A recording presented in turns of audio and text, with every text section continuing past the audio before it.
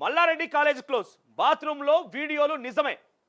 ఇది ఎవరు చెప్పిన మాట? ఏకంగా ఏసీబీ చెప్పిన. అనుమానం అయితే ఉన్నది, బాత్రూంలో నిజంగానే ఫింగర్ ప్రింట్స్ వసూలు అక్కడ తీసుకున్నాము, 12 మంది ఇప్పటికీ అరెస్ట్ చేసినాము, మాకు అనుమానం కలుగుతున్నది, ఫారెన్సిక్కి పంపించడం, ఫారెన్సిక్ రిపోర్ట్ వచ్చిన తర్వాత నిజాలు తెలుస్తాయని చెప్తున్నారు. మరి అంతకు ముందే ఇక్కడ కొంతమంది టీచర్లు ఇక్కడ చూడండి, స్వయంగా నేను మల్లారెడ్డి కాలేజ్ దగ్గరికి వెళ్ళి మాట్లాడించినప్పుడు ఇక్కడ మీరు ఎట్లా చెప్తారండి, వీళ్ళంతా స్టాఫ్, ఇంజనీరింగ్ కాలేజ్కి చెప్పేటువంటి స్టాఫ్ వీళ్ళంతా కూడా. సో స్వయంగా నేను మళ్ళీ వాళ్ళతో మాట్లాడించిన సందర్భంలో వాళ్ళు ఏం మాట్లాడుతారంటే, ఇదంతా నిజంగానే హేయమైన చర్య సార్, నిజాలు తెలుసుకోవాల్సిందని ఒకరు చెప్తే, ఇంకొంతమంది ఏమో చైర్మన్కి వత్తాసు పలుకుతూ లేకుంటే యాజమాన్యానికి వత్తాసు పలుకుతూ అంతా ఫేక్ న్యూస్ స్ప్రెడ్ చేస్తున్నారు సార్ అని చెప్పి చెప్తున్నాడు ఆయన. అసలు మీరెవరండి ఫేక్ న్యూస్ స్ప్రెడ్ చేస్తారని చెప్పడానికి? మీరు గమనించండి, మీకు కూడా ఇంట్లో పిల్లలు లేకపోతే ఇంట్లో చెల్లెలు కానివ్వండి, అక్క కాని ఎవరో ఉంటారు కదా.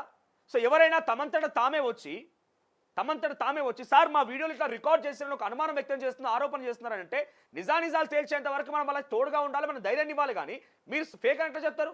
అక్కడ చూడండి, ఒక ఫ్యాకల్టీ మెంబర్ ఏం చెప్తున్నాడంటే,